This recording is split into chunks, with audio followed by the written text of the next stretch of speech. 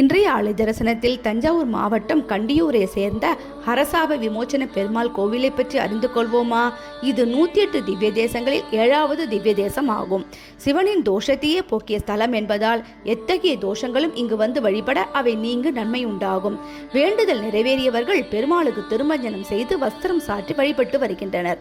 சுமார் 2000 ஆண்டுகளுக்கு மேல் பழமையான ஹரசாப விமோசன பெருமாள் கோவில் தாமரை தடாகங்கள் நினைந்து காணப்பட்டதால் கமலாரண்யம் என்றும், மும்மூர்த்திகளும் கோவில் அமைத்து உள்ளதால் திருமூர்த்தி சேத்திரம் என்றும், தலத்தை நினைத்தவுடனேயே செய்த பாவங்கள் அனைத்தும் கழிவதால் கண்டன சேத்திரம் என்றும் பெயர் ஏற்பட்டது.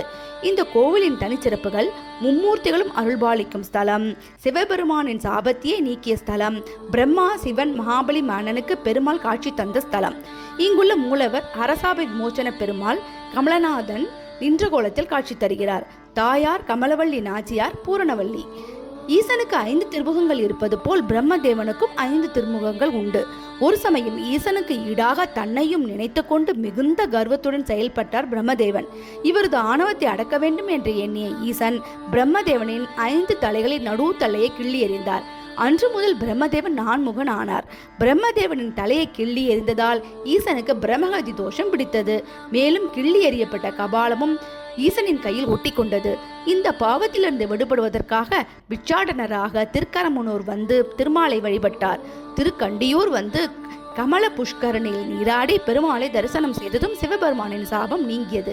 சிவனின் சாபத்தை தீர்த்த பெருமாள் என்பதனால் இத்தல பெருமாள் ஹர சாப விமோச்சன பெருமாள் என்ற திருநாமத்துடன் அழைக்கப்படுகிறார். இத்தல தீர்த்தமும் கபால தீர்த்தம் என்று பெயர் பெற்றது.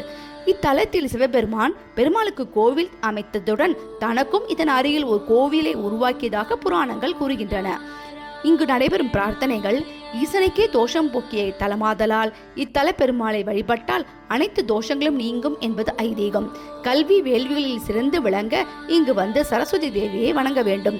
பில்லி, சூன்யம், ஏவல் ஆகியவற்றால் பாதிக்கப்பட்டவர்கள் இத்தலத்திற்கு வந்து வழிபட்டால் அனைத்து பிரச்சனைகளும் தீரும். திருவிழாக்கள்: பங்குனி பிரம்மோற்சவம், ஐப்பசி பவித்தோற்சவம், வைகுண்ட ஏகாதேசி, கார்த்திகை தீப தினங்கள், சிறப்பு பூஜைகள், ஆராதனைகள் பல வாகனங்களில் எழுந்தருளி சுவாமி வீதியுலா நடைபெறும். ஏராளமான பக்தர்கள் கலந்து கொண்டு மும்மூர்த்திகளையும் தரிசித்து அருள் பெறுவர். ஆண்டுதோறும் பங்குனி பெருவிழா 19 நாட்கள் நடைபெறும். விழாவில் கருட சேவை, தேர் திருவிழா, திருக்கல்யாண வைபவம் நடைபெறும்.